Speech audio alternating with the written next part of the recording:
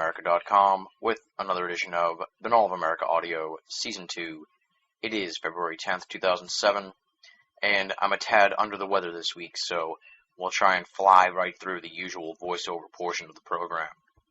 Our guest this week is John Greenwald, founder of Blackvault.com, for Part 2 of 2, the payoff to the cliffhanger we left you on last week, as our conversation now delves into the topic of youth and ufology, ufology's problem with young people, why aren't they coming to ufology, what can we do to bring them there, what's John's experience been like as a young person in ufology, and how young people may change the field if they get involved.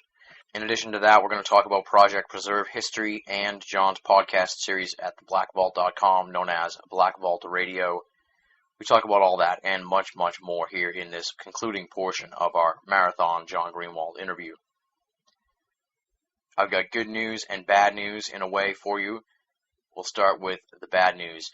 There is some audio problems at a couple points. There's some fuzz and a few fuzz pops, as I like to call them. I'm not really sure. I'm sure they have a technical name.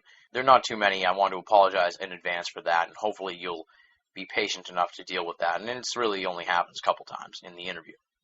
But the content was so amazing that I didn't want to just edit out the fuzzy parts.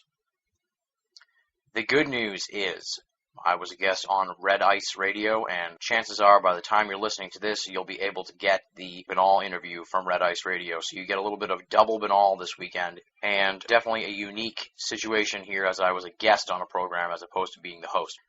I'll give you a nice little overview of what I was talking about and how to go about getting a hold of the interview at the end of this week's edition of Binnall of America Audio, so stick around for that.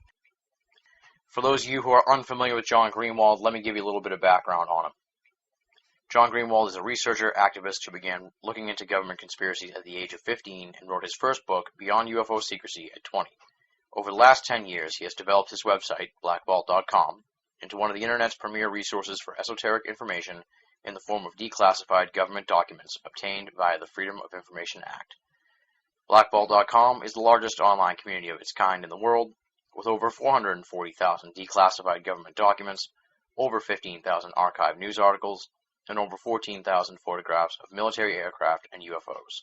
It has been called one of the largest technological achievements on the Internet and has won over 60 awards. John Greenwald is also an accomplished television producer, having helped create a variety of programs for the History Channel, Discovery Channel, National Geographic Channel, and many others. He's also the host of a twice-weekly podcast series, Black Vault Radio, and, of course, his website is www.blackvault.com, BLACKVAULT.com, all one word. Check it out for a wealth of esoteric material. Without any further ado, let's rock and roll. This interview was recorded on January 9th, 2007. John Greenwald, Part 2 of 2, talking about young people, ufology, and much, much more on Binnall of America Audio, Season 2. The next big topic I want to discuss with you, and that's really sort of a pet topic here on Binnall of America Audio. That's the youth and ufology. Ufology's problem with attracting young people. We're having no problem attracting crazy people, but we are having a problem attracting young people. To start it out with the big question, really, why is ufology experiencing this problem of a lack of young people, and how can we fix it? Let's start with that big picture question. Sure. I think you can answer this a couple ways. I think first and foremost is what I just talked about, and that the media makes fun of it. Mm-hmm. If you're involved in UFO research, you have no credibility, and you're, pardon the expression, a dork or a nerd, mm-hmm. or it's ridiculous, or it's all made up, and you're stupid for just, and really they make you out for being stupid for believing this stuff. Yeah. That is very much untrue. Look at the evidence, and you know that there's something more to investigate. Exactly. So when somebody who is a teenager, or not very far off from being a teenager, comes across the UFO topic, why are they going to put their reputation, and trust me, in high school, reputation is everything. Mm-hmm. Why are they going to put their reputation on the line? They won't do it. Now, when I started this, I was 15. Yeah. I did my first huge interview. I was on Art Bell a couple times, but it really wasn't known what I did. When I did my first big interview, I was about 17 years old, 18 years old. I was still in high school, obviously. I was a junior, I believe, or senior. So I was 17. and I shot with NBC, which was obviously a huge network. Yeah. And you fear that because NBC, when they came to my house, I did the interviews, and they interviewed my whole family, and it was a big to-do, and I did not expect that at all. And they said, and I took the day off school to do this, so it was a fun day for me. But they said, hey, is your school in session right now? And I said, yes. I wasn't a year-round schedule, so I had months off at a time. It was, I think, November when they shot it or whatever it was. Mm-hmm. And they said, hey, let's go to your school. And, well, I'm 17 at the time, and I'm going, okay. I wasn't involved in TV production at this time, so they could pretty much ask me to run around naked. I probably would have done it because I was so scared. But I said, yeah, okay, absolutely. So we hopped in the car, and I drove the director out to the to my school, and sure enough, they shot me. So here's this crew, this big crew from NBC, big enough anyway for a high schooler, to be walking around, and they're shooting me. Well, why are they shooting me? And so word started spreading what I did. And on the contrary to what you might believe, the school was very accepting to what I did. And they actually announced it on the loudspeaker, which is very, very embarrassing for me. But people were very accepting of it. Not many people are like that. Yeah. To where if somebody says, I want to investigate UFOs, I want to do something different, I want to be involved in this, I want to join MUFON, I want to whatever. Mm-hmm. If they're 17, 18, 19 years old, that's not the cool thing to do, and I don't understand it. It is the cool thing to do. Yeah. I love it. I'm the first to say, hey, if you want to do it, you do it, because it is a blast. And I've never had as much fun in life, no matter what I'm doing, than going to some of these symposiums. I'm telling you, if anybody knows how to party, for any teenagers that are listening or post-teenagers, if you're over 21, about drinking, because I wouldn't tell anybody under 21 to drink. Of course not. If you're over 21 or 21 and over, you go to these symposiums, it's all about having a good time. It's not about getting drunk or whatever. That's not what I'm going for. It's about being with your friends, having a good time, and spending time with people that have similar interests than you, and it's just the best time. That's what it's all about. And to me, that's what, when I first did my first lecture was 18, 19 years old. I did it for International MUFON Symposium. It was the biggest lecture, one of the biggest I did. The first one was in Missouri. And I lectured in front of about 1,200 people, and I'll tell you, I was petrified. Yeah. But when those lights go off and you're talking to the people, and people just want to talk to you and learn more about the subject, not to get in front of the cameras, the news cameras, not because they want to be in the limelight or be on a movie or television show, nothing to do with that. They care about it. And that gives you a whole new perspective on the UFO topic that you don't see when you're watching television. Yeah. So back to your original question about young people, is that they're not confronted with that. They don't know what it's like to have the people care about what you may have found out, or to have other people really genuinely care about telling you what they have found out. Yeah. And I think that, and I would encourage anybody, go to a local MUFON meeting or something and just kind of see what it's like. If you don't like it, well, you haven't lost anything. You lost an hour and a half of your life. Big deal. Mm-hmm. But if you like it, you're gaining something that really a lot of people are finding value in across the nation and across the world. And I think that's the fundamental problem, is that young people today, they don't have the television shows that show them that it's cool. They have the television shows that show them it's a joke. Yeah. And that's why I got into television production a few years ago. And you may have seen some of my shows on History Channel. I've done non-UFO programming also on many other networks. But I've done about 6 hours of programming on the UFO topic for History Channel, part of the UFO File series. Yeah. And with every show that I'm involved in, I want to make sure that if you watch that 1 hour show, if you devoted an hour of your life to watching what I have spent 4 months, and it does take 4 months to put one of those things on the air for a 1 hour show, which comes down to 45 minutes and 10 seconds of content.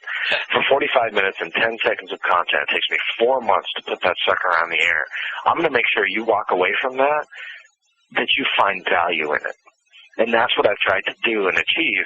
And so far, I think it's been doing very well, and that it's really has sparked a lot of interest from people who haven't had anything to do with the UFO phenomenon, young and old, that have called MUFON and called UFO organizations trying to find out more. Yeah. Because it's not about cool or uncool. Trust me, it's cool. But it's not about that. It's simply down to the fact that if you're curious, then you do it, because you can make a difference.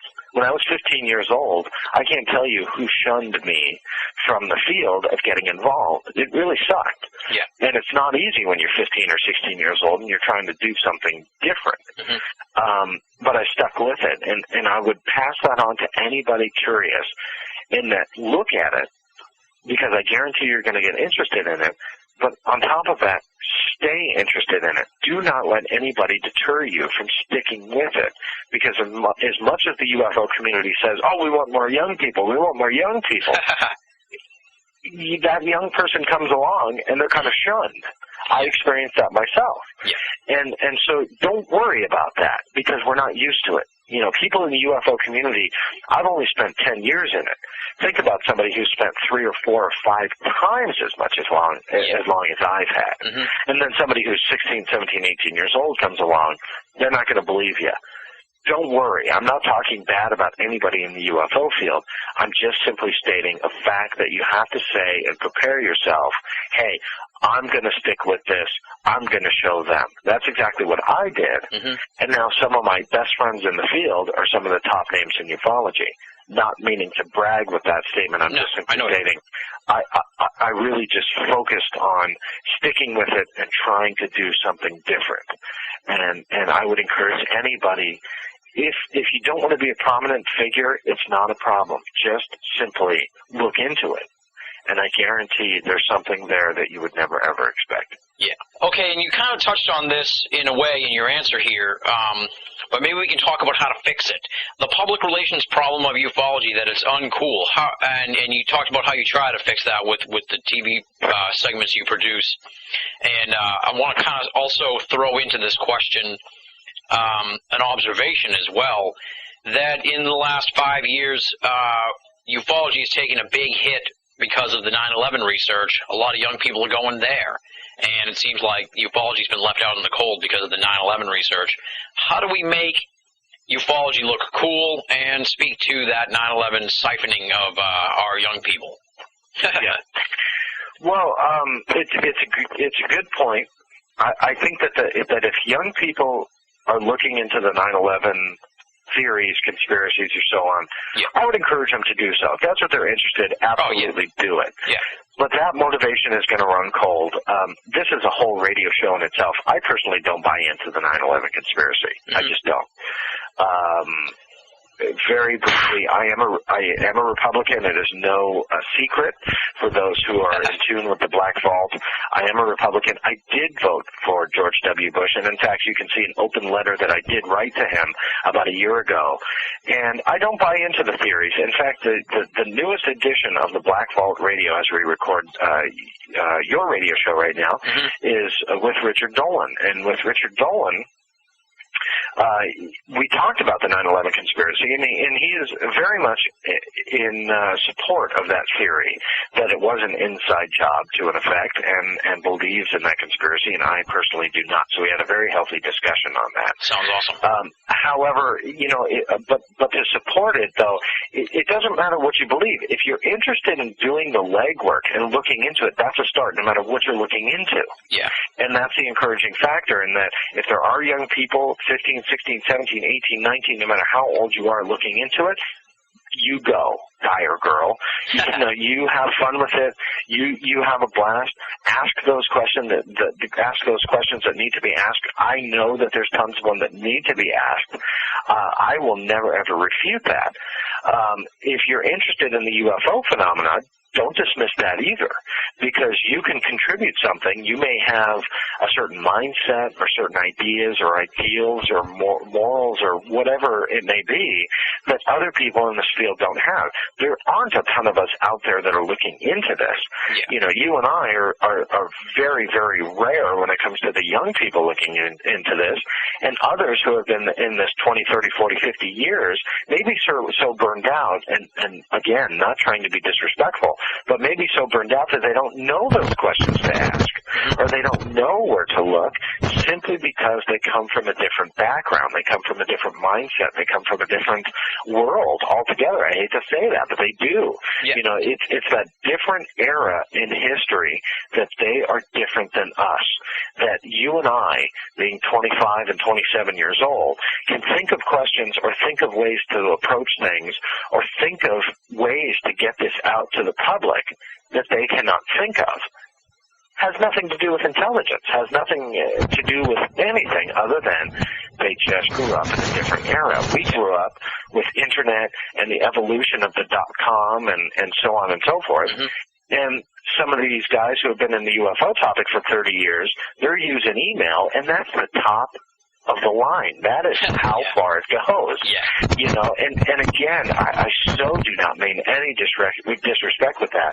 It's just how it is. Yeah. So with any young person who's out there listening to this going, yeah, I'd really like to contribute something, but, you know, I really can't, or there's nothing to the topic. Well, believe me, I've been in this for 10 years. There is something to the topic. It doesn't take any rocket scientist to figure that out. Exactly. But on top of that, you can make a difference because you come from a different schooling, because you come from a different mindset. And that's why I would encourage anybody to get into this. Mm-hmm. To change it, I don't know. I've tried my hardest to, you know, produce television shows that do appeal to the younger audience. I think I've achieved that with even more topics than just UFOs. I produced a show on the Freemasons, produced a show on prophecies that were against ancient Babylon, which may have been present-day Iraq. That was on History Channel. That was called Prophecies of Iraq. Yep. That was a very big show. It was voted the top 5 shows to watch in late last year in 2006 by British Archaeology, which was a big deal. That was a big accolade to get. So, you know, I've done many of these different shows, but when it comes to the UFO topic, again, like I said earlier, I want you to walk away after spending 1 hour of your life, 45 minutes and 10 seconds of watching what I put on the television show, and all the rest wasted by commercials and, you know, all those other stuff that you see. Yeah. But when you walk away from that you learn something. That's how I'm trying to change this UFO community as the best that I can. The other part of it is that, you know, I'm trying to show you, not you personally, but everybody, that there's something to this topic by the documents. Yeah. When you look at the documents that come from the U.S. government, you cannot help but conclude there is something to this topic. There's something there. You cannot dispute it. You just can't. And so when you look at those things, I hope that I encourage people to say, hey, this warrants a bigger investigation, and then go out and do something. Yeah. I don't know what else to do. You know, I mean, there's other people that are doing their own thing, whether it be via radio shows, which I myself just launched Black Vault Radio again last week, which is doing very, very well. Statistics are showing that Black Vault Radio is now being streamed in 10 different countries and 20 different states in the United States.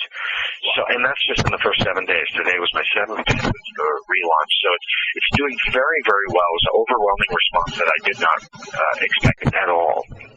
And my goals with that is to then just take the next step into that generation that I did not grow up in. I'm 25. I didn't grow up in the podcast generation, to where these 14 and 15-year-olds that got their iPods for Christmas are downloading shows like Binnall of America and my show, Black Vault Radio. They're downloading our shows, and they're putting it on their iPods. Yeah. That's what you and I are trying to do. That's what we're trying to achieve.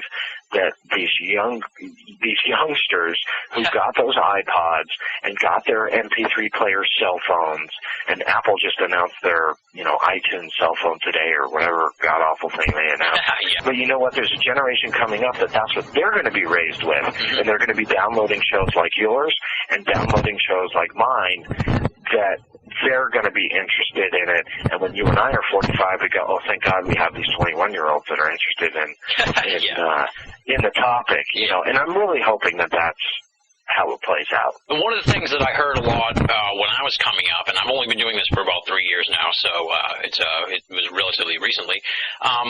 Was a lot of people sort of, let me see how to put this, fears of UFO research hurting your long-term career. Have you grappled with those sort of worries and that sort of thing? And because I personally have, and eventually after a while you just sort of say, F it, I got to go with what I'm going to do here. But I'm sure that you've sort of heard from people, don't get mixed up in this UFO thing. It's going to hurt your long-term career. How do you deal with that sort of fear or issue? Well, I've been doing it pretty much for the majority of my life. So not many can argue with me, hey, if you get into this thing, you're going to ruin your whole life. Because really, I don't want to say this is my life because it's not 100% of what I do. I do television production and produce a lot of cool television shows. But it is the majority of my life, and that I've been in this for a very long time, and I'm not going anywhere. Mm-hmm. When it comes to other people who are thinking about getting into it and are warned about their careers or their life or whatever, You know what? If you believe in it, you shouldn't worry about it. Mm-hmm. If you believe in trying to get to the bottom of the truth, if you believe in trying to figure out what really is truly behind these types of topics, whether it be UFOs or paranormal or whatever it might be, just don't let it get to you. You just can't, because if you believe in it, what they say, whomever they are, shouldn't mean anything. Yeah. And, I hope that that's not really the determining factor on whether or not this is cool enough for anybody to look into, or this will be either negatively impacting their career or even positively impacting their career. I hope that nobody gets into this field because, wow, if I can figure out something, this is really going to do wonders for my paycheck. Yeah. I hope that that's not the motivation, because this topic, well, you're going to have a really bad surprise coming your way, but you're not going to get anything into your paycheck when it comes to UFO research and beyond. So I think that the motivation has to come from within, and you have to understand that it's not going to positively impact your career to where you're just going to be the Nobel Prize winning, most highly paid physicist or astronomer or whomever that discovered something that no one else has. This is a topic that probably won't be definitively answered for quite some time, but that's okay. That's the fun of it all. That's why some people are in it. That's why some people devote hours and hours and hours, tens of hundreds of hours every month or year of their life to investigating this, because we don't know. Yeah. And a lot of this should be fun for everybody. I have a blast with it. When it comes to the UFO topic, I have a blast with it because I can't tell you what to believe. I can't tell you the facts, because they're really very few and far between to come by, the facts. You can't really definitively say UFOs are aliens or not. Yeah. You just can't. If anybody wants to tell you that, well, turn the other way, because they don't know. Exactly. They may believe that, but if they say they have proof of that, that's a different story. Yeah. The motivation comes by just your own curiosity and just being a human being. Mm-hmm. And you have that inside of you. No one ever can tell you not to do it because it'll ruin your career. Yeah. Furthermore, if they do tell you that, you know that there's an underlying issue that they just can't handle the truth, whatever that might be. Why are they so afraid? If somebody devotes however many hours of their life to the UFO topic, who are you, and again, not you, but who are you to say, you shouldn't do that, it'll ruin your career? How do you know? You haven't probably put any investigation into this at all. Yeah. So there's some kind of underlying issue, whatever that might be, that they are just simply afraid. Mm-hmm. And that's okay, because I truly believe the vast majority of the United States of America and or the world is not ready for some kind of government to come clean and say, yeah, you know what, the UFO topic is genuine. There are extraterrestrials out there. They've been communicating with our government and so on. I truly believe that the human race is not ready for it. Now, you and I might be ready for it. The people that are listening might be ready for it. But what percentage of the world is not? And I truly believe that is probably 90+% of the world that just simply does not look at a topic like this, if not more, 90+, 95+, Yeah. that they don't look at a topic like this because they don't believe believe in it, they want to laugh at it, or because the media tells you it's a joke. And that's very much not true. It's not uncool to look into a topic like this. And again, I'll say it again. It's very cool to look at a topic like this. If it fascinates you, if it makes you happy, if you feel you can contribute something, I mean, you name it, it is cool to look into it. And it's not a waste of time. And if it was a waste of time, I think in the last 60 years, 60, because this year is the 60th anniversary of the Roswell incident. Yep. After 60 years, that you would have a definitive, hey, the UFO topic is uncool. And no one can tell you that. You know, they just don't have that yet. Yeah. And 60 years after the Roswell incident, no one can tell you, hey, this didn't happen because of this. No one can tell you that. Yeah. And that's just one incident out of thousands across the world that have happened that you can look into and say, hey, maybe there's something to this, or documents. This is tens of thousands of pages that you can download on the Black Vault that you go, hey, there's something to this. Photographs, videos, some of the stuff that you just cannot fake, and the experts themselves say, this cannot be faked, that there's something there. So, it is cool to look into it, and to change it, I just think that people have to realize that the media sucks, no matter what channel you're watching, no matter how politically biased you think some of these networks are. To repeat myself, I am a Republican. I love Fox News. I do watch it. I'm sure many of your listeners are cringing right now. But you know what?